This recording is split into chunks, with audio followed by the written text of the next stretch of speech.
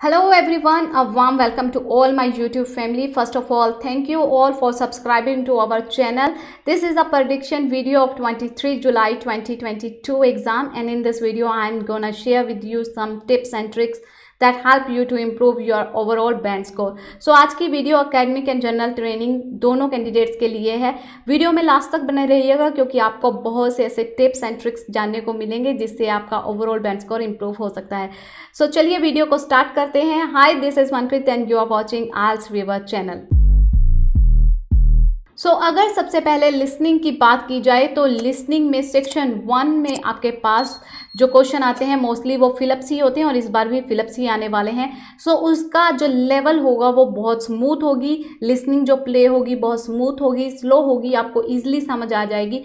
Philips होंगे जिसमें 1 word and a number only type of questions होंगे। सेक्शन 2 की अगर बात की जाए तो एमसीक्यूज, जिसमें से आपको 3 में से 4 में से एक ऑप्शन सिलेक्ट करने को आ सकती है, या आपको 3 में से 2 ऑप्शन सिलेक्ट करने को आ सकती हैं, या 5 ऑप्शन आपको दी होंगी उसमें से आपको 2 ऑप्शन सिलेक्ट करनी होगी। यानी कि long MCQs and short MCQs में से किसी भी टाइप के क्वेश्चन आपके पास आ सकते हैं। इसके साथ साथ आपको मैप आने के भी चांसेस ज़्यादा हैं।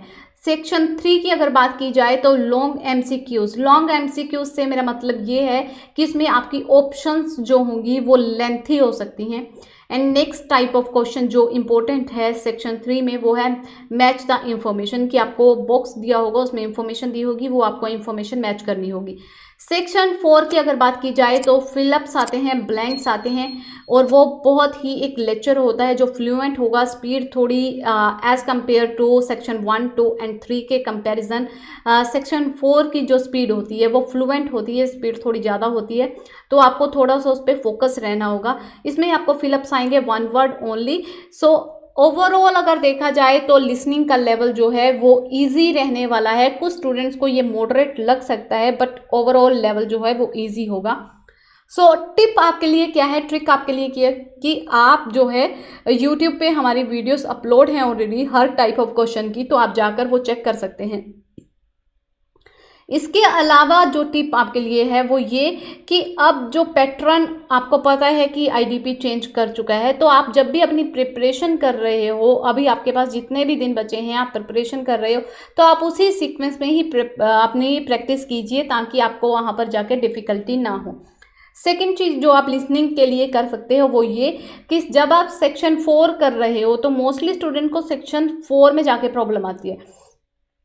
सेक्शन 4 की जब आप प्रिपरेशन कर रहे हो तो आपको एक बात ध्यान में रखनी है कि जब आपको ब्लैंक्स दी होती हैं तो उसके पहले जो वर्ड दिया हुआ है उसके वो एग्जैक्ट वर्ड कभी भी प्रोनाउंस नहीं करते, उसके सिनोनिम्स, उसके सिमिलर वर्ड, उसके साथ मिलते जुलते वर्ड्स ही बोले जाते हैं। तो आपको वहाँ पर या फिर आपको पूरी सेंटेंस जो है वो पैराफ्रेज करके बोली जाती है, तो वो आपको फोकस रहना है।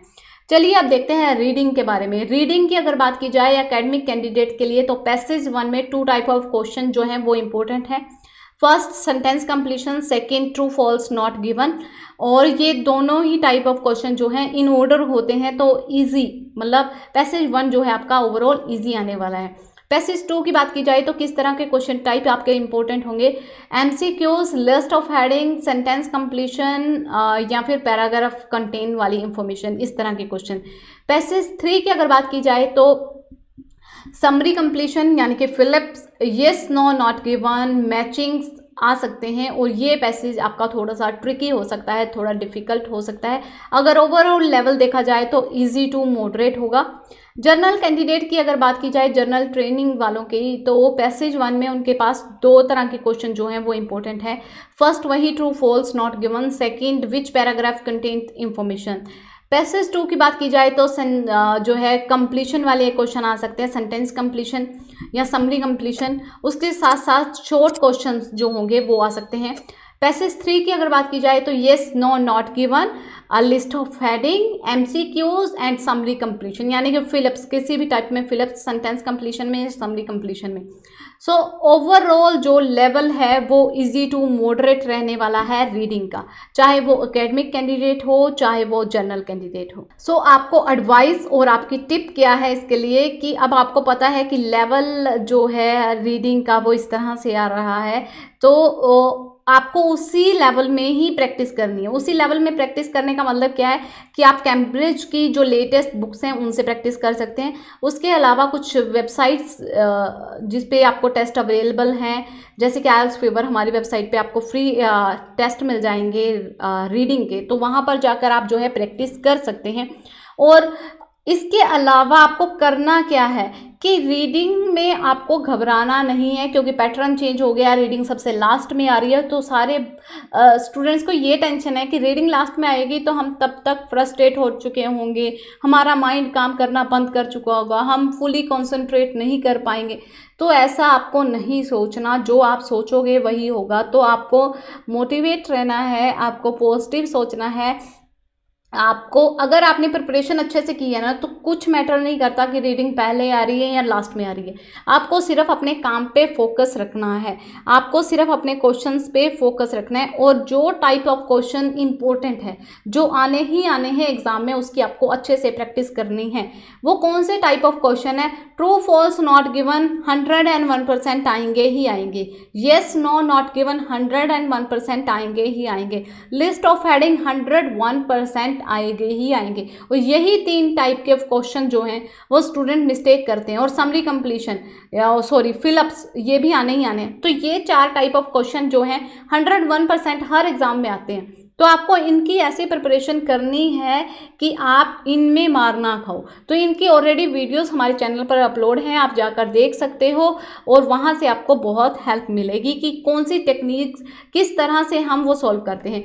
चलिए राइटिंग की बात करते हैं। Writing task 1 academic and general candidate दोनों के लिए। एकेडमिक स्टूडेंट्स के लिए बार, लाइन, पाई चार्ट आने के चांसेस हैं और मे बी मैप भी आ सकता है, क्योंकि लास्ट जो एग्ज़ाम हुआ है 16 को उसमें डायग्राम आया था, तो शायद चांसेस हैं मैप के। आप इग्नोर नहीं कीजिएगा, बट इसकी भी प्रिपरेशन करनी है आपको।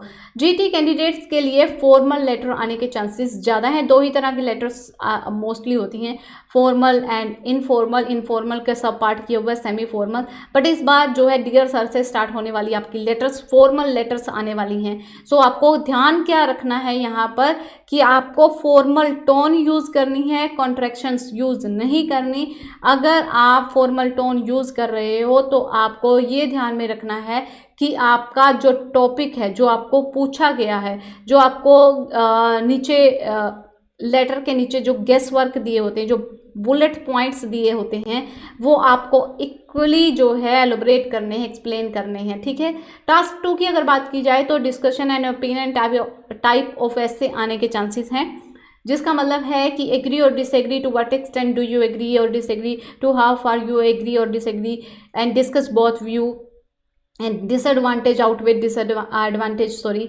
सो इस तरह के क्वेश्चन जो है आने के चांसेस हैं। तो इस तरह के क्वेश्चन आपको प्रिपेयर करने हैं। आई होप कि आज की वीडियो आपके लिए फ़ायदेमंद रही होगी। सो अगर आपको आज की वीडियो अच्छी लगी तो लाइक, शेयर और कमेंट जरूर कीजिएगा। और एग्ज़ाम ख़त्म होने के बाद प्लीज़ अपना जो है फीडबैक कि प्रेडिक्शन आपके लिए सच रही, झूठ रही, या आपको किस तरह के क्वेश्चन टाइप आए, वो हम अपना एक्सपीरियंस हमारे साथ ज़रूर शेयर कीजिएगा। Thank you for watching.